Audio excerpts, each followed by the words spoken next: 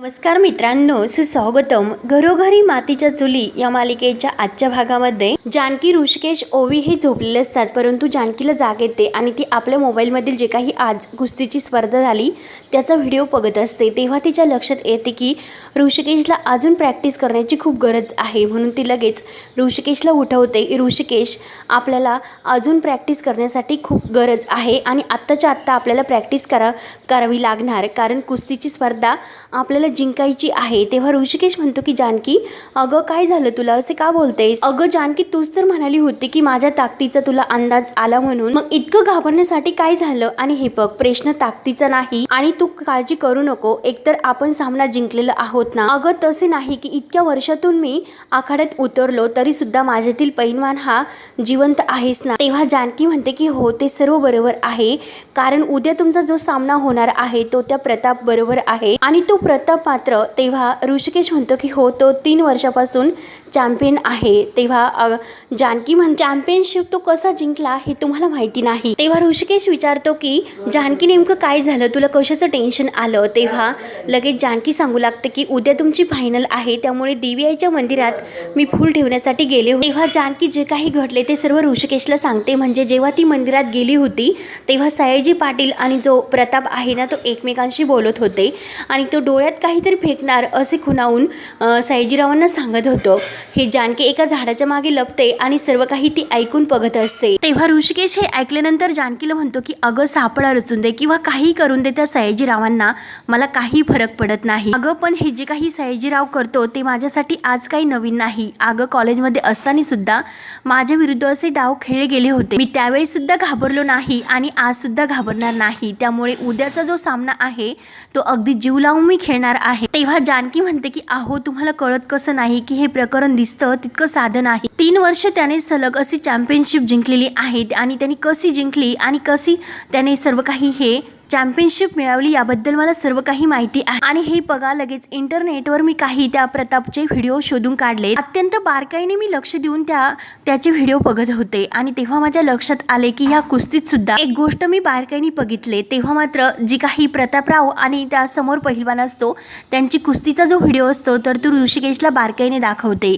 की नक्की त्या प्रतापने काय प्रताप केले म्हणून. सुरुवातीचे नवीन 1-2 राऊंड तो जिंकतोच, परंतु नंतरच्या राऊंडमध्ये तो असं काहीतरी करतो की समोरचा पहिलवान कितीही ताकदवान असला तरी सुद्धा तो प्रतापच ही कुस्ती जिंकतो. तेव्हा ऋषिकेश पाहतो तर त्या प्रतापने नक्की त्या समोरच्या पहिलवानाच्या डोळ्यात काहीतरी फेकलेले आहे म्हणून.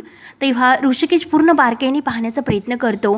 तेव्हा जानकी म्हणते की अहो, हे बघा, त्या प्रतापने नक्की समोरच्या पहिलवानाच्या डोळ्यात काहीतरी फेकलं म्हणून, त्यामुळे समोरचं काय ते त्या पहिलवानाला दिसत नाही. तेव्हा हे सर्व बघून ऋषिकेशला खूप राग येतो. ऋषिकेश म्हणतो की प्रामाणिकपणे जर कुस्ती खेळता येत नसेल तर त्याला आखाड्यात उतरून काही उपयोग नाही. इतक्या वर्ष हा प्रताप समोरच्या डोळ्यामध्ये धूळ फेकून जिंकतोय. तेव्हा जानकी म्हणते की हो, आणि त्याचीच मला खूप भीती नाही तर पूर्णपणे खात्री सुद्धा आहे की तो तुमच्या बाबतीत सुद्धा हे सर्व करू शकतो. तेव्हा ऋषिकेश म्हणतो की नाही, मला हे सर्व हरून नाही चालणार, आपल्या ओवीसाठी मला ही कुस्ती जिंकावीच लागेल. तो जो काही डाव खेळणार आहे त्यावरती मला उपाय तर शोधावा लागेलच.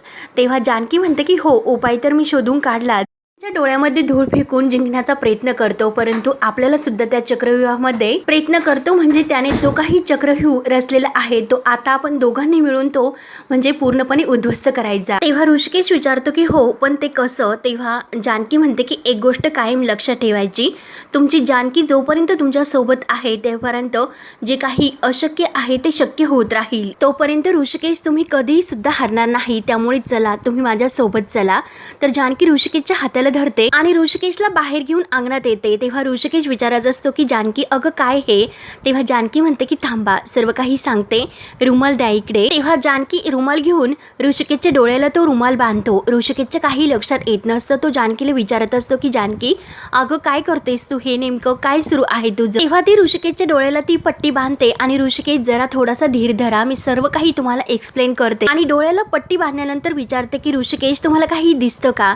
तेव्हा ऋषिकेश म्हणतो की अगं कमॉन जानकी, काय प्रश्न विचारतेस? डोळ्याला पट्टी बांधल्यानंतर मला काही दिसेल का? त्यामुळे जानकी अगं झोपून दे, एकतर उद्या खूप महत्त्वाचा सामना आहे. तेव्हा जानकी म्हणते की हो ऋषिकेश, नाही प्रॅक्टिस तर करावी लागेलच, कारण खूप महत्त्वाची म्हणजे सामना उद्या होणार आहे आणि तो आपल्याला जिंकायचा. तुमच्या समोर प्रतिस्पर्धी कोण आहे हे तुम्हाला माहितीच आहे की तो प्रताप, आणि चिटिंग करणं ह्या त्या प्रतापची USP आहे. जर ऐन वेळेस त्याने तुमच्या डोळ्यामध्ये ती पावडर फेकली तर त्याची तयारी आपल्याला करायला नको का? ऋषिकेश, अहो उघड्या डोळ्यांनी आपल्याला सर्व काही दिसतं, आयुष्य आपल्यासाठी खूप सोपं असतं, परंतु ज्यांना मात्र काही दिसत नाही तर ते त्यांच्या इतर सेन्सेसचा वापर करतात. त्यांना काही जाणवतं का? त्यांना काही कुठला वास येतो, आवाज येतो का, स्पर्श ज्ञान होते का, आवाज कुठला येतो, कुठून येतो, कसा येतो, हे सगळं त्यांना अगदी उत्तम पद्धतीने कळतं. मग त्याचीच ऋषिकेश आज तुम्हाला प्रॅक्टिस करायची आहे. आय नो तुम्ही तीच प्रॅक्टिस करा. आणि येथे आपण आज असे असताना येथे काही तुम्हाला आजूबाजूला जाणवते का असे ऋषिकेशला विचारत असते. कुठला गंध तुम्हाला येतो का, कुठला आवाज ऐकू येतो का, या सगळ्याचा तुम्ही एकदा विचार करा आणि आपला परिसर कसा आहे याबद्दल तुम्ही मला सांगा. उद्याच्या मॅच साठी तुम्हाला हे सर्व करावे लागणार आहे. तेव्हा लगेच ऋषिकेश म्हणतो की हो. तेव्हा जानकी ऋषिकेशची प्रॅक्टिस घ्यायला सुरुवात करते आणि विचारते की समोर काय, आजूबाजूला काय. तेव्हा लगेच ऋषिकेश त्या गोष्टीचा अंदाज घेतो आणि समोर रातराणीच्या फुलाचं झाड आहे असे जानकीला सांगतो. तेव्हा जानकी खुश होते, कारण ऋषिकेशने अगदी करेक्ट ओळखलेलं असतं. हात करून म्हणतो की या बाजूला कडुलिंबाचं झाड आहे आणि इकडे माझ्या पाठीमागे गुलाबदादांचं घर आहे. तेव्हा जानकी खुश होते आणि करेक्ट, आणखी तुम्हाला काय जाणवतो हे सांगा. तेव्हा लगेच ऋषिकेश सांगू लागतो गुलाब झोपलेला आहे, परंतु सगुणा मात्र नक्की जागी आहे. तेव्हा जानकी विचारते की काय, सगुणा जागी आहे हे तुम्हाला कसे कळले? ऋषिकेश म्हणतो की अगं कसं की आत्ता आवाज कुणाचा नाही, परंतु उठसूट मात्र सगुणा जे काही रील बघते त्याचा आवाज माझ्या कानावर पडतो. तेव्हा जानकी धावतच ही भिंतीजवळ जाते आणि सगुणा खरंच जागी आहे की नाही याचा ती अंदाज घेते आणि धावतच ऋषिकेश जवळ येते की ऋषिकेश खरंच अहो सगुणा जागी आहे, तुम्ही कसं ओळखलं? तेव्हा जानकीला खूप आनंद होतो. जानकीला इतका आनंद होतो आणि ऋषिकेशच्या हाताला धरून ती गोल गिरक्या घ्यायला सुरुवात करते. खरंच I am proud of you Rishikesh, तुम्ही खरंच खूप हुशार आहात, तुम्हाला सर्व काही आजूबाजूचं सुद्धा ओळखतं. तेव्हा जानकीला इतका आनंद होतो तर ऋषिकेश म्हणतो की अगं जानकी हळू, जरा हळू. तेव्हा जानकी पुन्हा विचारते की आणखीन काही ओळखता येतं का तुम्हाला, जरा लक्ष देऊन बघा. तेव्हा ऋषिकेश परत पुन्हा प्रत्येक गोष्टीचा अंदाज घ्यायला सुरुवात करते. तेव्हा ऋषिकेश म्हणतो की एक्झॅक्ट म्हणजे तू माझ्या पाठीमागे उभी आहे आणि इतका वेळ तू माझ्या अवतीभोवती फिरत होती, कारण जे जानकीच्या पायात पैंजण असतात त्याचा आवाज ऋषिकेशच्या कानावर पडत असतो. म्हणून तो लगेच जानकीला धरतो आणि जानकीला जवळ घेऊन म्हणतो की आता मात्र तू माझ्या जवळ आहे. तर जानकीला खरंच खूप आनंद होतो. तर ऋषिकेश म्हणतो की हो मी बघ आता किती खरं ओळखलं.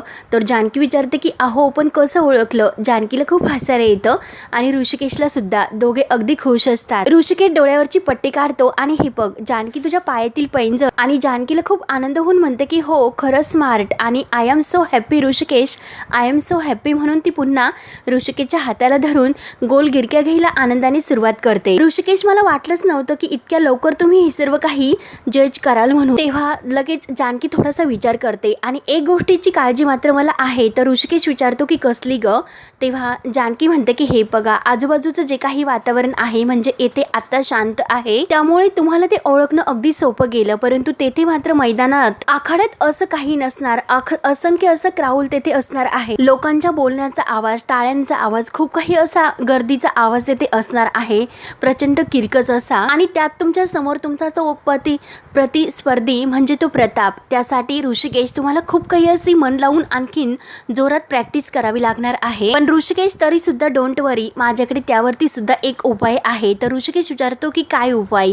तेव्हा जानकी आपल्या हाताची टाळी वाजवते आणि ऋषिकेश, जर त्या प्रतापने काही केलं तर त्यावेळी प्रत्येक वेळेस मी तुम्हाला अशी टाळी वाजवून खुणावणार आणि प्रत्येक वेळेस मी तुमच्या मागे राहणार आणि त्या प्रतापावर लक्ष ठेवून टाळी वाजवत राहणार असा इशारा मी तुम्हाला करेल. आणि त्याच वेळेस तुम्ही लक्ष हे बरोबर म्हणजे लक्षात घेऊन आणि डोकं सुद्धा अगदी शांत ठेवून या टाळीकडे लक्ष द्यावा लागणार आहे आणि त्याचप्रमाणे तुम्हाला डिफेन्स करून अटॅक करावा लागणार आहे, हे सर्व लक्षात घेऊनच. आणि त्याची आता आपल्याला प्रॅक्टिस करायची. तर ऋषिकेश म्हणतो की ठीक आहे, आताच आपण लगेच ट्राय करूयात.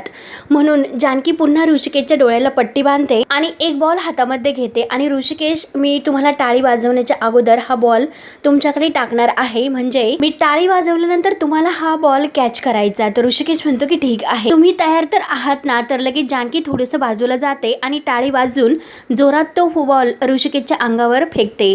परंतु ऋषिकेश मात्र तो बॉल न झेलता त्याच्या छातीला तो बॉल लागतो.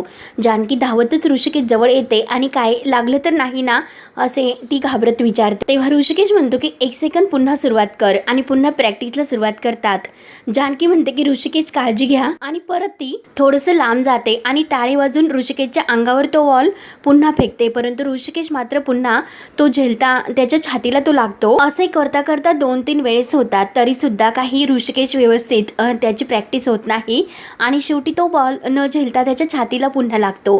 तेव्हा ऋषिकेश जोरात ओरडतो की अगं आहा आणि बायको जरा हळूच ना. आणि परत जानकी त्याच्याजवळ धावत येते. ऋषिकेश म्हणतो की अगं जानकी, एका रात्रीत हे सर्व कसे जमेल. तेव्हा जानकी म्हणते की तुम्हाला ही सर्व प्रॅक्टिस करावीच लागेल आणि जमवावे लागेल.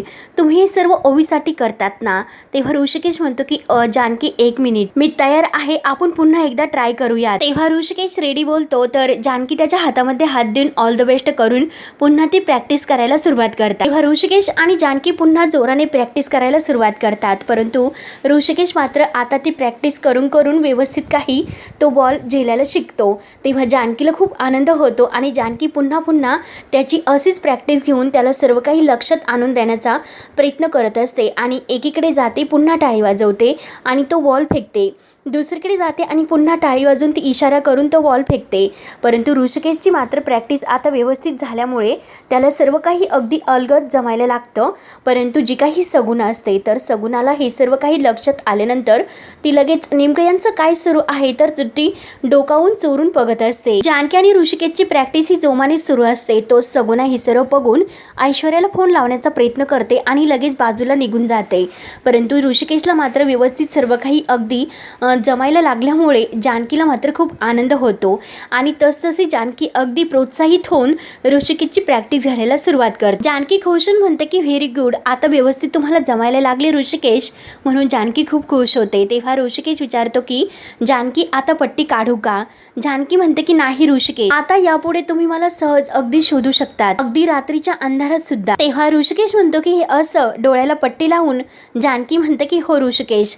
तेव्हा ऋषिकेश आपल्या डोळ्याला पट्टी असताना सुद्धा जानकीच्या हाताला धरतो आणि नाही जानकी, तुझं अस्तित्व लपेल असा इतका अंधार मी आपल्या आयुष्यामध्ये होऊनच देणार नाही, म्हणून तो प्रेमाने जानकीच्या गालाला हात लावतो.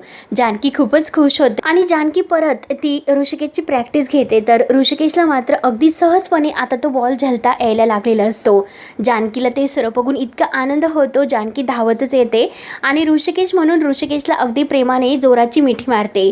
ऋषिकेश आणि जानकीची प्रॅक्टिस अगदी व्यवस्थित पार पडते. दोघांना सुद्धा खूप आनंद होतो की आता प्रतापने जरीही समोर काही जरी केले तरी सुद्धा ऋषिकेश मात्र आता जोमाने त्याच्याशी लढू शकतो आणि ही कुस्ती जिंकू शकतो, म्हणून जानकीला खूप आनंद होतो. त्यानंतर इकडे जी सगुणा असते तर ती इतक्या रात्री ऐश्वर्याच्या मोबाईलवर कॉल करते. सारंग तर तेथे झोपलेला असतो, परंतु ऐश्वर्याच्या मोबाईलमध्ये सगुणाचं जो काही नाव असते तर ते खबरी या नावाने सेव्ह तो नंबर केलेला असतो. तेव्हा मात्र ऐश्वर्या काही झोपेतून उठत नसते. तेव्हा सारंगला थोडीशी जाग येते.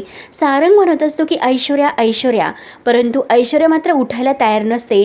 तेव्हा सारंग उठतो आणि तो फोन वाजत असताना सारंग तो फोन घेतो. त्यावरील जे काही सेव्ह नाव असते की खबरी खबरी, म्हणून तो ऐश्वर्याला उठा ऐश्वर्या उठा ऐश्वर्या म्हणून तिला धक्के देऊन उठवायचा प्रयत्न करतो.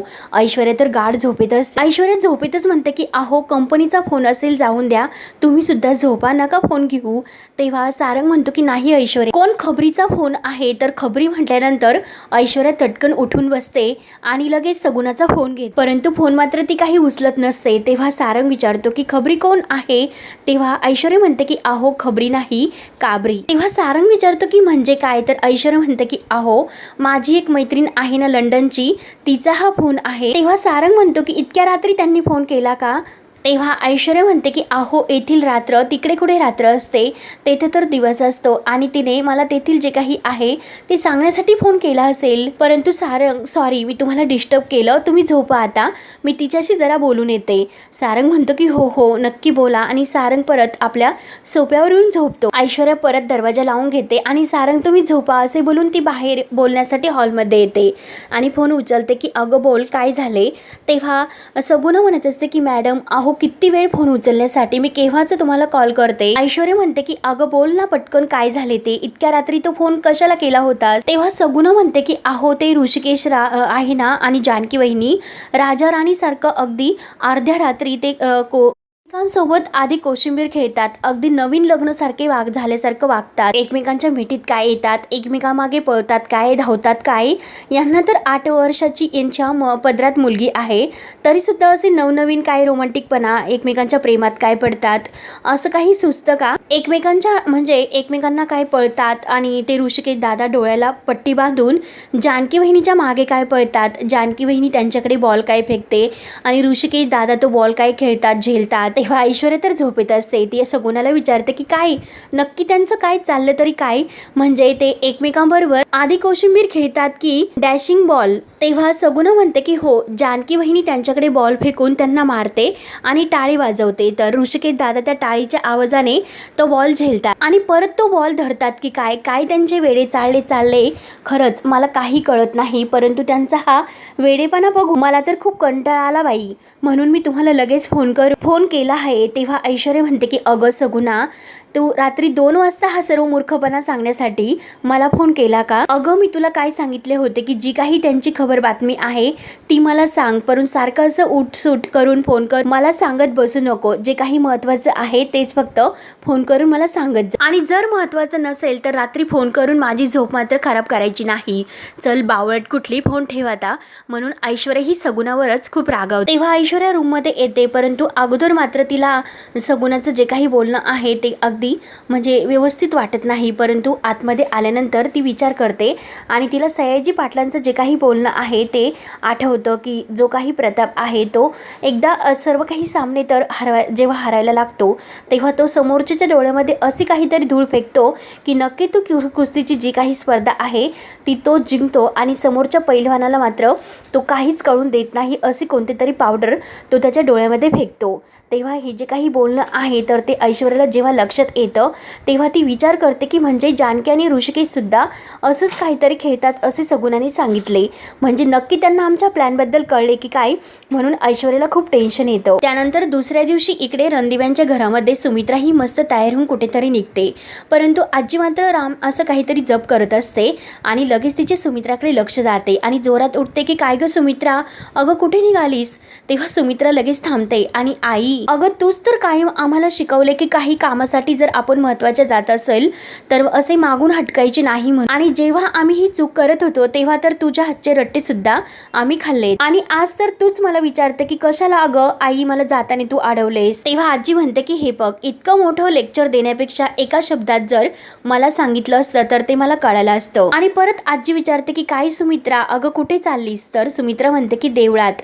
आजी म्हणते की हो का, काय असे विशेष म्हणून तू देवळात चालली. तेव्हा सुमित्रा म्हणते की खरंच अगं आई तू आता पुरती अशी म्हातारी होत चालली. अगं आई मी रोज देवळात जाते हे तू विसरायला सुद्धा लागलीस का. तेव्हा आजी म्हणते की वा रे वा, अगं कसं विसरेल मी, चांगलं माझ्या लक्षात आहे आणि जर म्हातारी म्हणशील तर मी म्हातारी नाही. आणि आजी तिच्या ऍक्टिंग मध्ये गाणं म्हणायला सुरुवात करते. तर सुमित्रा म्हणते की अगं आई आता तरी जाऊ का मी. तेव्हा आजी म्हणते की नको जाऊ, कारण नेहमी देवळात जात असताना तू सोबत तरी कोणाला तरी घेऊन जात असते, परंतु आज तर अशी अचानक एकटीच निघाली. तेव्हा सुमित्रा म्हणते की आई अगं तूच सांग की मी आता कुणाला बरोबर घेऊन जाऊ.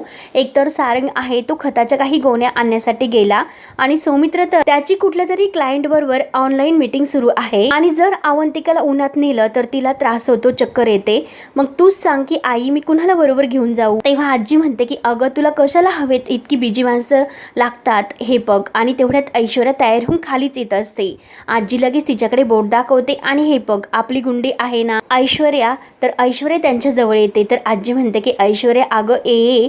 मग लगेच तिथे ऐश्वर्या आल्यानंतर आजी म्हणते की तू ऐश्वर्याला बरोबर घेऊन जा. अगं तुला चौकामध्ये रस्ता क्रॉस करायला भीती वाटते, त्यामुळे तू ऐश्वर्याला सोबत घेऊन जा. तर सुमित्रा म्हणते की ठीक आहे आणि चल ऐश्वर्या चल माझ्या सोबत असे म्हटल्यानंतर लगेच ऐश्वर्या अवंतिकाला आवाज द्यायला सुरुवात करते. तर सुमित्रा विचारते की अगं तू तिला कशाला हाक मारते. ऐश्वर्या म्हणते की अहो थांबा मी जरा तिला बोलवते.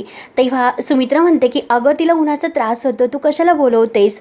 परंतु ऐश्वर्या मात्र काही ऐकायला तयार नसते. तर सुमित्रा तिच्या हाताला धरते आणि तूच माझ्यासोबत चल अवंतिका नको असे जेव्हा म्हणते तेव्हा ऐश्वर्या सुमित्राच्या हातात जो काही तिने सुमित्राने हात धरलेला असतो तो अलगद असा बाजूला करते.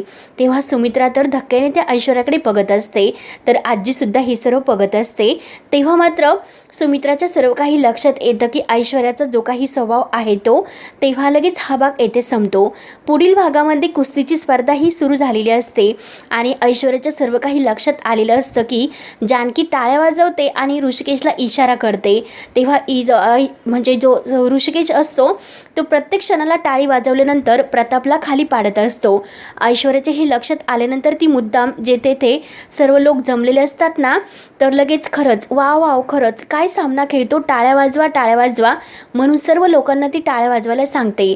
आणि त्या टाळ्या वाजवण्याच्या आवाजाने ऋषिकेशपर्यंत काही जानकीच्या टाळीचा आवाज काही पोहोचत नाही.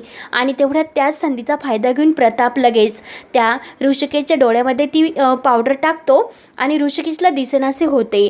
तर जानकीला खूप टेन्शन येतं. जानकी म्हणते की आता माझा आवाज ऋषिकेशपर्यंत पोहोचणार कसा, म्हणून जानकीला खूप टेन्शन आल्यानंतर जानकी आता काय नवीन प्लॅन करत राहणार. आणि जेव्हा ऋषिकेश हा पाठीवर न पडता खाली पडतो तर ओवीसुद्धा जोरात ओरडते की बाबा.